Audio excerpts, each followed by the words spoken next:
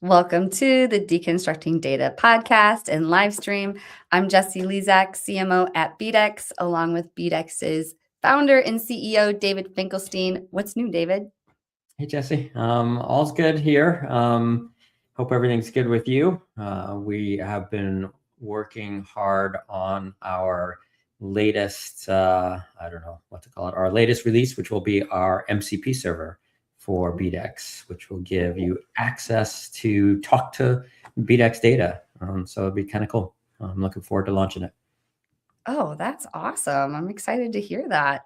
Mhm. Well, that's actually the first I'm even hearing about it. So I guess we need to make a launch plan there, David. So Yeah, we've been working behind the scenes. So I love that. I just got our first demo of it this week, and it's looking pretty good. So we're getting Oh my excited for it. gosh, so cool. And I'm a Mhm. marketer, so I try not to code, but in the world of AI, I was playing with, high level and ChatGPT, trying to make this show a little more efficient. So it's a new day. So now when people book, we're going to try to take what they book and have ChatGPT work it out so it can just create the topics and the emails Oh, can start sending.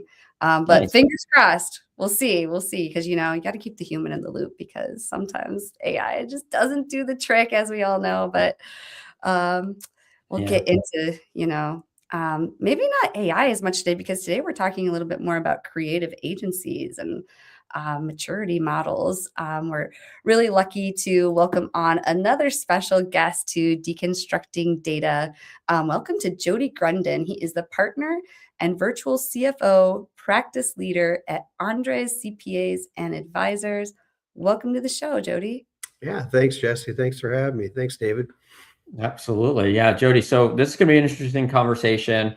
We don't talk finance a lot here on the podcast, and so I'm looking forward to digging into this and learning more about what it is that you do. And so but first, let's have you kick it off. So why don't you tell us a little bit about yourself, a little bit about sort of what led you to become a partner at Anders and what you guys are doing today for your Yeah. business. First of all, I'm talking finance, so please don't fall asleep. Stay tuned in here. So basically, what I did back in 2002, I created the concept of virtual CFO service, which means working alongside business owners and really kind of helping them and guiding the ship for them to get their end goals, whether that was to sell or whether that was to build a pile of cash, whether that was just simply to be a convenience model, for the business owner. And then it wasn't until about 2011 we really started focusing on all kinds of marketing agencies, creative agencies, web design, web development, SEO, SEM, all the different marketing agencies that we felt that we could really kind of help and really work with them to really build them a better business. And that's when we created this profit-focused maturity model that we're going to talk about here in a few minutes. Yeah, excellent. So that's a great journey, and I'm really interested in that because I have a lot of friends with agencies. I know that the agency model is sort of an interesting one. It's kind of a tough one. It's kind of like, I've seen a lot of my colleagues that I know that run different types of agencies struggle with profitability sometimes.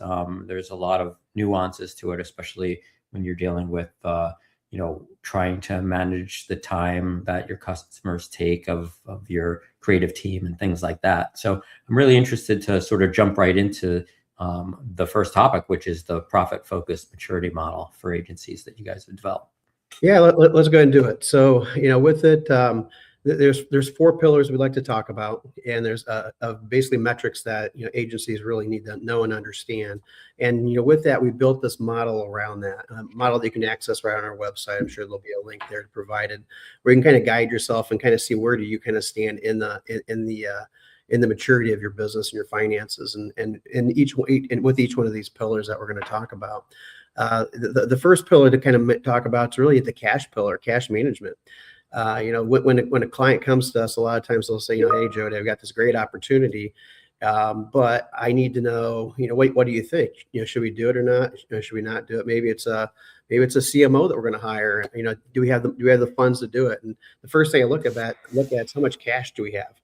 And the client that has a well-built reserve, I'm going to say absolutely great. Let's do it. Let's take that risk. But let's put some money into that individual. Or maybe they don't have a cash reserve. Maybe they're really borrowing heavily their line of credit. And I would say at that point, maybe the risk is too big. And so cash is a big part. And so then you wonder, well, how much cash should an agency or really any service-based business have? And the actual number is pretty simple. There's a formula that goes into it, but the simple way to calculate it is just simply taking 10% of your annualized revenue. Annualized revenue might mean, you're $1 million agency or a $5 million agency or 10 or 100, whatever that is. You take that by 10%, and that's the amount of money that you should have in the bank and access to at a moment's notice. So a $1 million agency, for simple math, should have $100,000 sitting in a liquid cash account that they can access. And that cash account, it is over and above what they would actually pay or set aside for taxes. So we recommend at that same time having another account. We call it the tax reserve account, and you should accumulate about 40% of your bottom line net income in that account. Pay your monthly taxes throughout the year, and then that account should just simply be used for that. So this 10%, what I'm mentioning, that's your cash reserve, and that basically covers the cycle. So that's the number one. So what do you guys think about that first metric? Yeah, that makes a lot of sense. Absolutely. And I can tell you firsthand from working with some people in the agency business, they're not doing that. Right.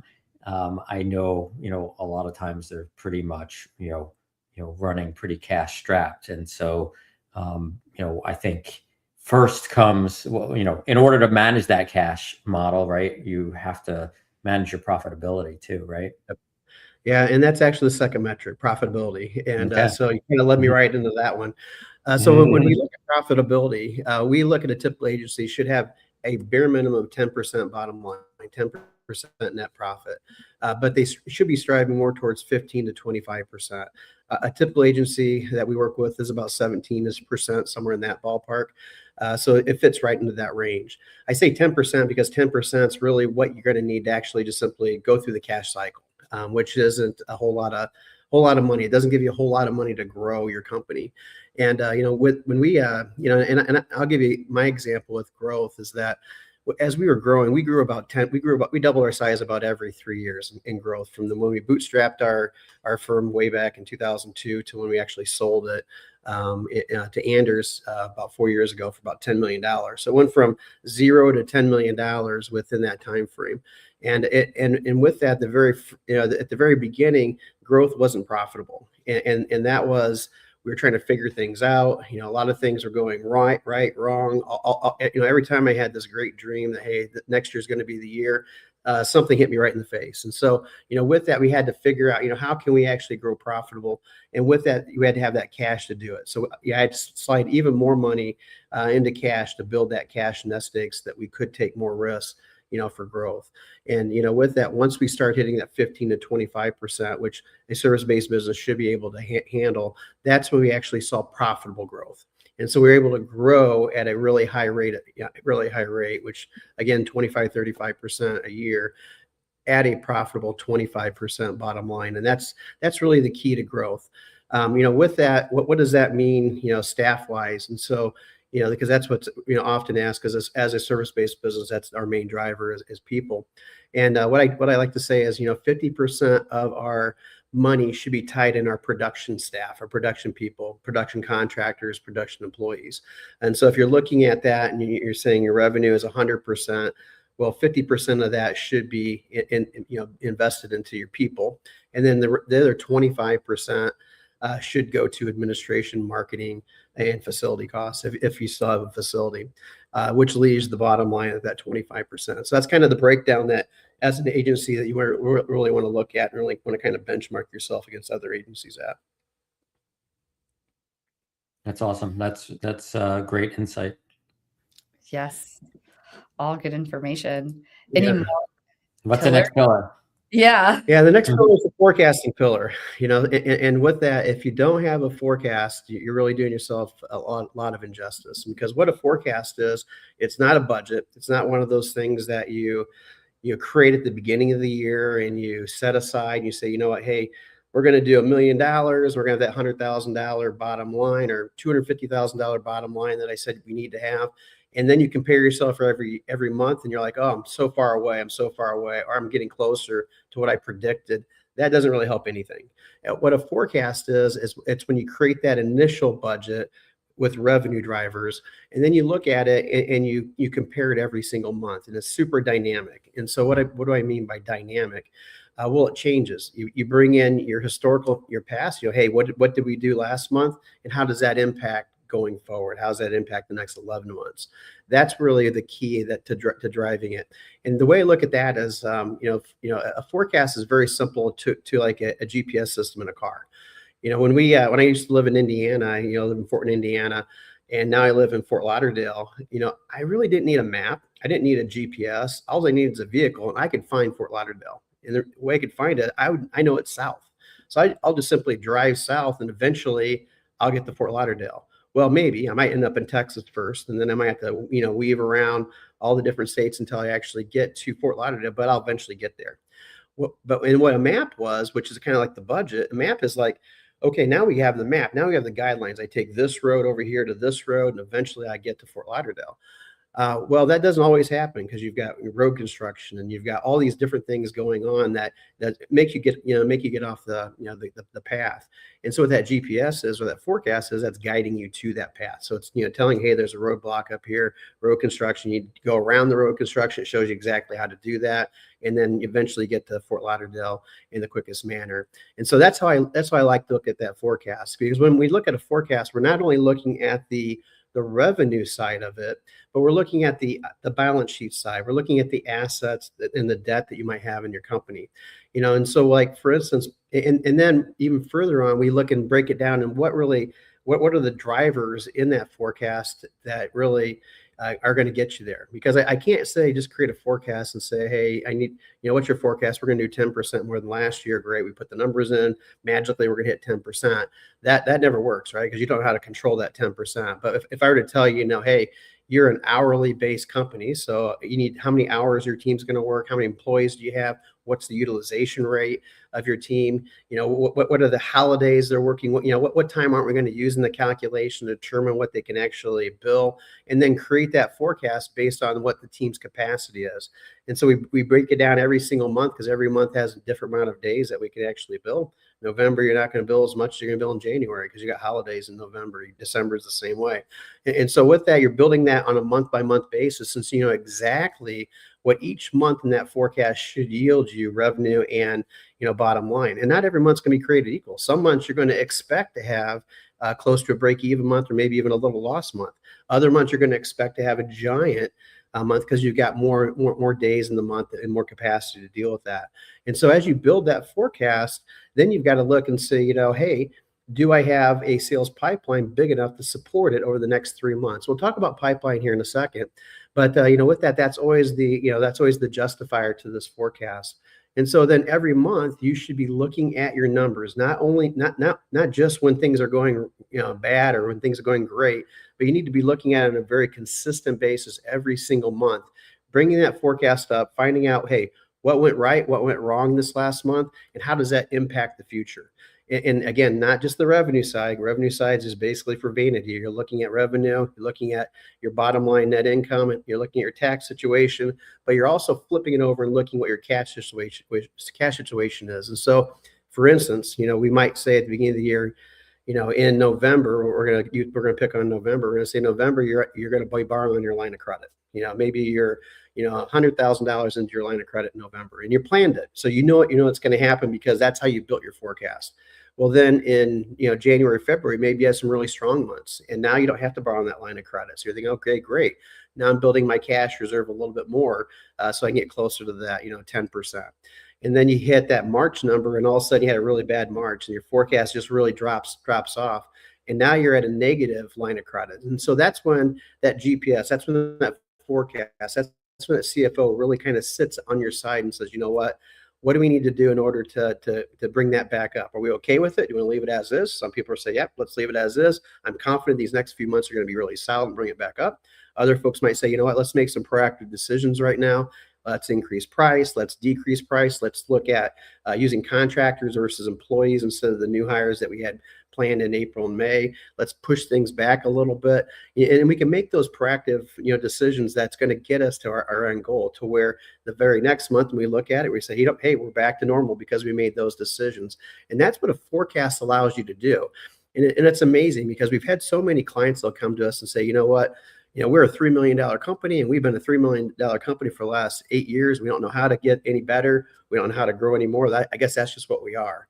And that's really not true. It could be because maybe you're a lifestyle business and that's all you want to do, and that's cool. And if that's how you want it, that's perfect. But for those companies that say, hey, I want to get out of this in 3 years, I want to get out of this in 10 years, I want to get this X multiple. Well, that's what that forecast is designed to do. Build it out for those 3 years or 6 years or 5 years, whatever that end goal is, and try to figure out what do I need to do every single month now in order to get to that end goal. And it's amazing when folks do that, how quickly they can get to that goal. They might not get it in the 6 years or the 5 years they had planned, but maybe it takes them 7 or 8, or maybe they can get it to them closer. Maybe it's 2 or 3 because they've really hit some really big clients or whatever. But that forecast is really what drives, everything within the company. So you should really kind of look at those numbers, look at your average bill rate, look at your utilization rates, build that forecast based on the capacity of your team. And then the final thing is, looking at the sales pipeline, which is that fourth metric that we're going to talk about, and take a look at it and say, hey, does my contract capacity, is the amount of people I have under contract, does that equal what I've just built in my forecast? And if it does, then great. I don't need to really do anything.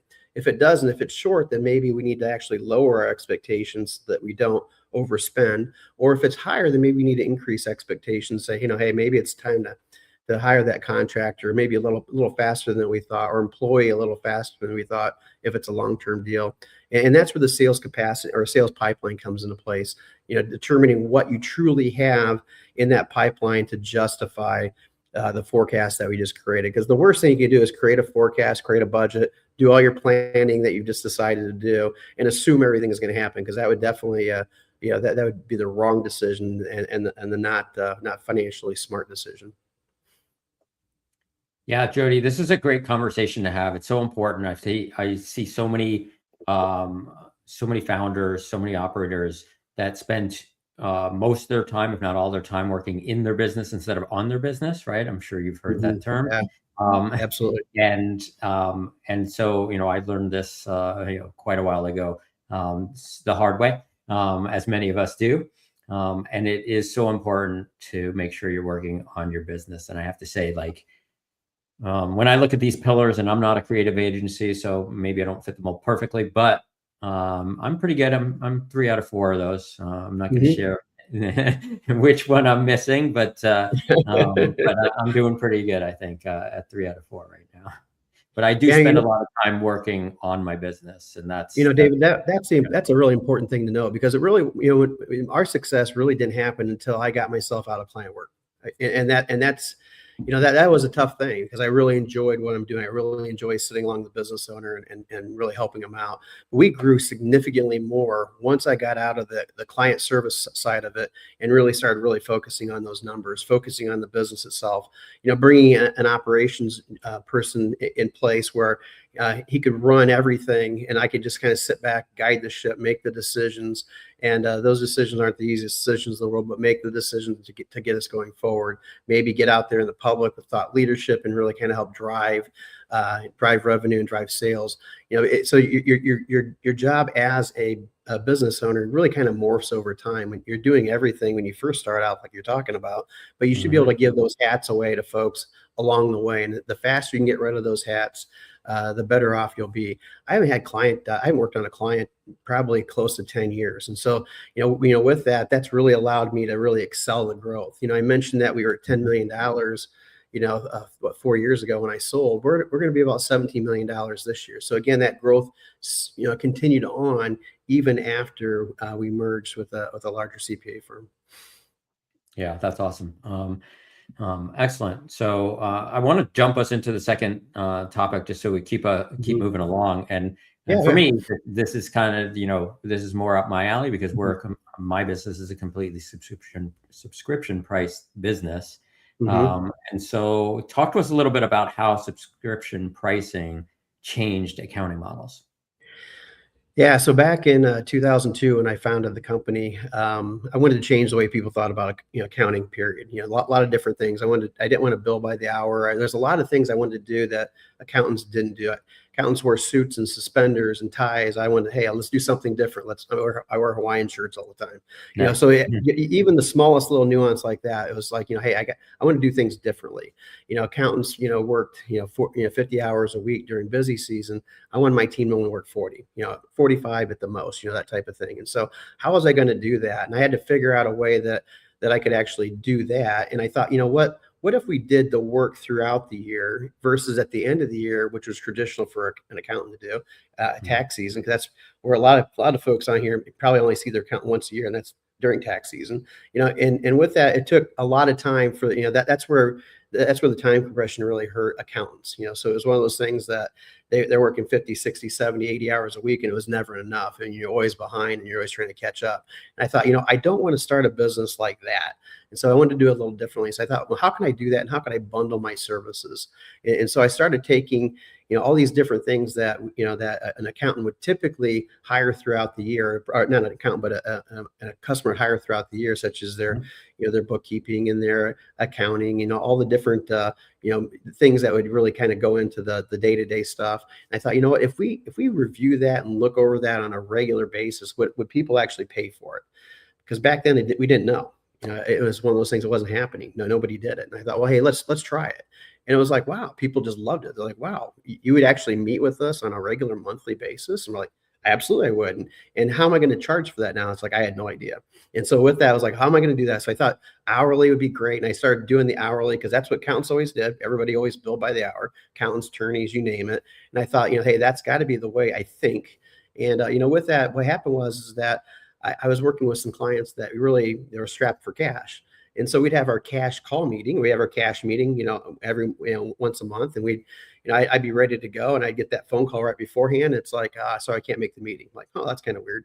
And then I'd look at the AR and it's like, well, they owe me money. And the reason why they didn't want to come to the meeting is because they owed me money. And so it was like an awkward situation. Here I'm trying to help them out of a situation, and money was the problem. And so I had to figure out, well, how can I figure that out? And so I continued to bill by the hour. Then all of a sudden I had this huge AR, and I couldn't afford to be the bank anymore. Because I had to figure that out too, because I didn't come from money, didn't have a lot of money to start off. I didn't have really hardly any capital at all. And I actually borrowed a lot of my credit cards back then. And with that, I would never advise anybody of that. But that's really the only way I could actually get funds to start the business, which was kind of amazing that they even let me do it back then. But, with that, I thought, hey, how can we change things about? And so I created the model. I put together I bundled the services, kind of like what a lot of folks are doing now. And then with that, how was I going to charge for it? And I thought, well, I'll charge at the end. And so I started charging at the end, and so, hey, we're going to make this a flat fee. And so I called it a flat fee service at that time, and people loved it. I was like, great, this is awesome. They knew what the number was already. It wasn't there was no hidden surprise anywhere. And what that was great. And here's all the services we're going to include in that flat fee. And that worked really great until we had people start in the middle of the month, at the end of the month, maybe they'd quit during the month. And then it was like, well, how do I calculate that? Do I owe money? It was like, it just became one of those things that I want that customer experience to be, number one. And so I thought, how can I even do it better? So I thought, what if I build them weekly? And instead of monthly at the end of the month, why don't I just build them weekly like an employee would get paid weekly? And then my business partner was like, nobody will ever do that. And I'm like, well, let's try it. And with that, what happened was every new client we picked up, I said, here's your weekly fee. We zap your account every Monday. And I got zero pushback. And it was like, wow, this is kind of cool. And now we're billing $1,500 a week for services. And no one's even batting an eye. And the cool part about it was everybody's showing up at the meetings because it automatically comes out of the account. They don't have to worry about, getting behind on payments and all that kind of stuff. Me, I didn't have to feel guilty about them, asking for a payment when I saw that they're in a huge cash crunch. So it made that conflict, that internal conflict, it went away, and it made it super easy for us. And so with that weekly bill was hitting every single Monday. And so Monday, of course, is my favorite day of the week. Because and it got more favorite when I got to that $10 million mark, because you could kind of imagine that it was really nice. And with that, it made it super nice for us, but it was really nice for the client, they loved it too. And with the subscription base, because we called it subscription base, we started that really in 2007-ish. We called it subscription base, and we said, you know what, here's what's included in it. We're going to a la carte the specific things that you want on the accounting thing. And you can kind of imagine this, think about this with your own agency. What can you do? And we took some a la carte things that we thought, here's people, some people want it, some people don't want it. And, for ours, maybe they had a bookkeeper on staff or an accountant on staff, and they didn't need that person, but they needed the high level. That's great. We took that out of it, and we said, okay, here's your fee based on that. And so our CFO level, it was all encompassing. So anything outside of the accounting, we were going to help with. So if you had a profit sharing plan you want us to help with, if you had us to help you with your pricing, if you wanted to help us with whatever that was, it was included in that fee. And so we made it super concierge with the client. And then the client's like, well, hey, can you do your taxes for us? I'm like, of course, we're an accounting firm. We can definitely do your taxes. And we thought, hey, let's only do taxes for those that are in our concierge program, our CFO program. And it worked out really well. They loved it. You're like, wow, this is great. If we can bundle all of that, I can pay on a weekly basis. I can quit anytime I wanted. There was no yearly contract or no 2-year contract. It was strictly on a weekly basis. And they're like, wow, what's the catch? And it's like, no catch, just let me know. And they're like, what if we, leave in 8 weeks? Do I owe you anything? You're like, nope. If you leave in 8 weeks, that's on me because we didn't do a good enough job to keep you here. And it was like, wow, that's interesting. And so it created that entrance, the barrier of entrance, because instead of saying, hey, Dave, it's going to be an $80,000 deal. We're going to expect you to have a 2-year contract. So that's $160,000 with this clause. If you leave, you're going to owe me half the money. All that kind of stuff went out the door. And the client's like, wow, so the barrier of entry made it super easy. So my closing ratio on my clients went up, which was really cool. So instead of, closing, 20, 15, 10%, whatever it was way back then, I'm closing 30, 40, 50% because that barrier of entry was super easy for the client. And the client experience was great. Then you're probably thinking, well, my business partner, he's a super skeptical one. He's the one that's going to challenge me on every single concept. He's like, but how long will they be there? Will they just be there for a year? Will they be there for 6 months, whatever? And it's like, well, that's up to us. So we have to create a solid service level that we're meeting with them on such a consistent basis, whether it's on a weekly basis, whether it's every other week, whether it's, 2 or 3 times a month, whatever that was, very consistent basis that they're not going to want to leave us. And, with that, our average client stays with us for a little over 5 years. And so it's like, wow, that's pretty cool. They stay with us for 5 years. And with that, they get a really great service. And then it's like, well, why do they leave in 5 years? Well, they leave because they hit their goal.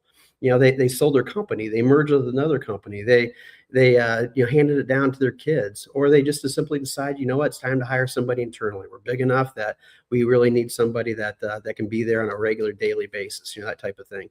And it was like, great. And so, with that, we just kept really kind of working the model until we could actually deliver it even better. So the idea there was, well, how do we figure out client satisfaction, customer satisfaction? Because that's one of our biggest metrics. So we'd send surveys out. We'd make calls to our clients. We'd pop in and, hey, how are things going? And as we could see client satisfaction remaining super high, our client churn was super low. It was about, I think we had a retention rate of about 94%, 92 to 94% on a regular basis. And again, that rest of our folks that were, occasionally we'd make a mistake and they would leave, but for the most part, they're hitting their goal there. And, it just made it really nice. And so it changed all of our metrics.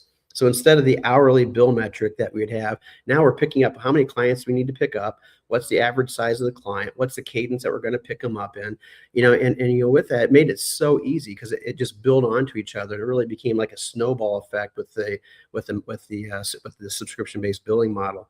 And really, there's no way that I could have done it any other way. Hourly work just wouldn't have worked. It wouldn't have made a difference. But subscription-based really helped out.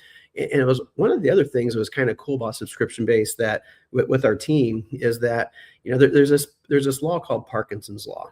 And so what that means is that people will work to the environment they're in. So if I have one job, I'm working 40 hours a week, I will bust my butt and I'll work 40 hours a week and I will feel like I've got a lot done. And then when you work in a business like ours, now they've got 2 clients. They don't work 80 hours a week. They still work 40. They figure it out. They figure out all the different things. They figure out how to delegate. They figure what's important. They figure out how to really manage the processes. And then, then it's like, what? I tell you, David, as a CFO, I'm going to require you to work 18 clients. And you're like, what? 18 clients? How is that even possible? I'm busting my butt working 40 hours a week on 2 or 4 clients. And that's when we actually opened up everything to show everybody. We opened up our model and showed everybody, here's what everybody's book is. Here's what everybody's working. And here's how much they make because of that. And it's like, all of a sudden, it's like, wow. Now everything kind of opened up. And so it cleared. Even our number one CFO right now almost quit on us about 6 months in because exactly that. There's no way you can expect me to work 3 times as much as I'm doing. When we opened our books, it was like, all of a sudden it was like, wow, you are working that. And so they actually squeezed in, our CFO, that same CFO works about 18 clients, manages about I'd say $1.7 million in business.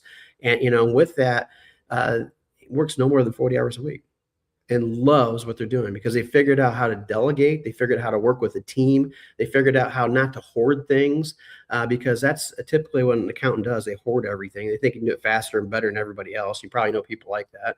And, with that, they were allowed to really kind of figure out how to manage a book and how to be an entrepreneur with inside of a business. And that was the cool thing about the subscription-based model. It allowed us to create a bunch of mini entrepreneurs, and which is really difficult to even have in a business. Entrepreneurs that really wanted to stay. So we had to figure out how to incentivize them and making sure that they stayed and making sure that they were getting, incentivized for every single dollar that they had. And so we created what we call a incentive program on that, where they actually get a monthly incentive based on the size of the book of business they have. And so they can manage it up and down based on that. So it was kind of cool. The subscription base kind of built into something else, which is that the incentive plan that we had, and really it made everybody sticky, from the clients all the way to our team members. Yeah, Jody, that's really interesting. And I know that a lot of agencies have been, getting creative and turning to a subscription model exactly for those reasons. I've seen it with some of our clients. I've seen it with some colleagues of mine. But I do want to jump into the next topic also, because I think it applies to exactly to what you're talking about as well, how creative agencies can scale profitability. And I think that, the subscription model certainly plays into that. I think the subscription model is really the key to that. And the reason why I say that is because it does snowball effect. When you think about it, when you have, every single year that we create our forecast, because we do exactly what we tell everybody to do. So we'll create our forecast, and we always have that base amount. So under subscription, we've got this monthly or weekly nut of X amount of dollars. And so that's our base amount. So what's our retention rate going to be? And what is our, our win rate going to be? And so what's our win rate? How many clients are going to win? How many clients are going to lose? We build out that forecast there. And then looking at it, it's easy to scale. And so the biggest thing is when we lose a big client, it's not the end of the world, because we've got it, we're building into that forecast. It's one of many clients, because what the subscription-based model does, it breaks out your big clients. If you're doing it right, it'll break out your big clients and make them a small percentage of your overall revenue, to where, like for instance, we don't have any clients over 2% of our entire revenue, and so if that client leaves, then we just lose the next weekly amounts. We don't lose $100,000, the next day type of thing. It's spread over that next, what we consider that next week. And so on a psychological event, it makes it a lot easier to manage it and going through it. But what also subscription-based does, allows you to actually be able to figure out your team's capacity in a much easier way.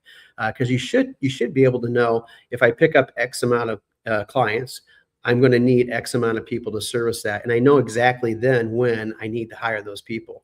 And so it takes the emotion out of hiring, because a lot of times we hire because we think, oh, our team's busy, I got to hire. And it's like, well, do we even have any basis for that? Well, what you do is when you build your models, you create that basis. You create the data that's going to support hiring that next person, and knowing exactly what person to hire. We've got it marked within our company. We've got it. We know exactly when we're going to hire the next CFO. We know exactly when we need to start interviewing for that CFO, and we know exactly when we need to hire the support team below that CFO. And it's not all the same day. It's spread out based on, we know it's going to take us 3 months to find a CFO. It's going to take us 1 month to find an accountant, whatever that is. And we know exactly how to hire. And hiring is really the key to profitability. If you can hire at the right time as sales are coming in, that's when you're going to be profitable. It's a lot easier said than done, of course. But, with a subscription-based billing model, it makes it much, much easier than it does with the regular hourly bill model with the big projects.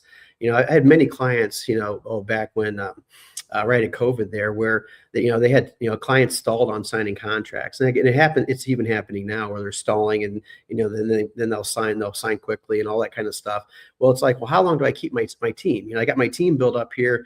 How long do I keep it? And what happens is they spread it out too long. Their cash reserve goes to nothing. Now they've got to really build it back up. And once they won that project, they're just building back up what they lost. So they didn't gain anything outside of just simply moving money and keeping their team. Whereas when you have subscription base, when you can build that in there, again, easier for entry for clients. You're getting clients easier. The clients will stay longer. And then the fact that you can predict a lot better the profitability. And when they're all going in that same direction, it just makes it so much easier to scale and to scale profitably. Yeah, I agree 100%. I've seen that too in my own business. The subscription model has made our business much more predictable. Absolutely. Yeah, definitely. Such a great topic. I know that a lot of the marketing agencies listening could take a lot away from that, but I want to make sure we get to tech stack. We are on our 196th episode, so we've done this 196 times. So we're curious, what are your favorite tools in your tech stack that empower you and your team, Jody? I would say a tool outside of the tools that it would be really difficult for an agency to use would be reach reporting. And I say reach reporting, and what it is, it's a very dynamic tool that anybody can buy. Anybody can kind of plug and play. If you've got QuickBooks, or if you've got really anything else that has the ability to hook up to the to reach, you can pull your data in pretty quickly, get some really cool dynamic reports, and then you can get some financial statements, all the stuff that you would get with an accounting program. But the cool part about it is it has a really cool forecasting side to it, and so you can actually build your forecast just like I talked about right within inside that reach model, and it's very easy to do. If you are good at Excel, reach is not a problem, and you can actually work it out and really do some really cool stuff with it and build it right into your forecasting model. And so it kind of takes the place a lot of times with the built-in models that like a QuickBooks would have, or a Xero, or really any other accounting platform you might be using, and it puts into it one that you can actually use and break things down in the non-financial indicators that we talked about. Super nice little graphs that really have meaning to them, or to the financial ones that a little more advanced that you would know. Like you can build graphs out. It's going to say, hey, when am I going to get that 10% reserve? I'm at 1%. It shows based on where I'm going to hit it. I'm going to hit it in October, and you can kind of see that visually, which makes it a lot easier than for a lot of people. I'm a visual person, so it makes it a lot easier for me to have that goal and to really look to strive for it. So it kind of breaks it out in a really nice way. So reach reporting would be probably the number one tool that I would recommend all agencies out there to use if you want a tool that's going to help you in the financial side. Very Awesome. cool. That's great. Yeah, I hadn't heard of that before, so I will definitely check that out as well. Yeah, definitely. So this has been a really great conversation. I know I definitely have taken a lot away from it, Jody. But in closing, would you like to let listeners know how they could reach you after the show? Yeah, for sure. First of all, if you don't want to reach out and you want to kind of find out a little bit more about what I do or what we've done, just Google us. We got a lot on YouTube. There's a ton of stuff out there. Just Google my name, Jody Grunden. You'll see tons of stuff out there, and it'll talk about everything that I talked about. Kind of get even more in depth about the different metrics we talked about. Or if you don't want to do that, you want to reach out directly, feel free. Just reach out with my email. It's jgrunden, Grunden at anderscpa.com. Either way is fine. I'd be happy to, and I'd be happy to hop on a quick 1 hour appointment with anybody and help them really with any questions they might have. Awesome, Jody. Yeah, this has been a great conversation, and you definitely filled our minds with some great information as well. So thank you so much. I'm sure our viewers and listeners got a wealth of information from you today. So thanks again. Yeah, thanks, Jesse. Thanks, David. Appreciate it. Yeah, seriously, this is such a valuable conversation, and we always love having leaders like you on Deconstructing Data. But I will go ahead and close us out with a video. Until next week, everyone. Bye-bye. So audience members, we want to invite you to get powered by BDEX. Build authentic connections with your audience and drive unprecedented engagement. So just imagine harnessing the power of AI to craft your audiences that truly resonate with your brand, ensuring that your marketing is hitting the mark every time. We want to bring you closer to those marketing goals, and we're eager to guide you. So just visit bdex.com. You can click on the Talk to an Expert button and get powered by BDEX. Deconstructing Data is the show that makes data make sense. Every Thursday, David Finkelstein and myself, Jessie Lezak, sit down with industry experts to unpack how data really drives marketing. We do this in plain language anyone can understand. If you want real insights, real conversations, and zero jargon, tune into Deconstructing Data live on LinkedIn every Thursday at 4:15 p.m. Eastern Time.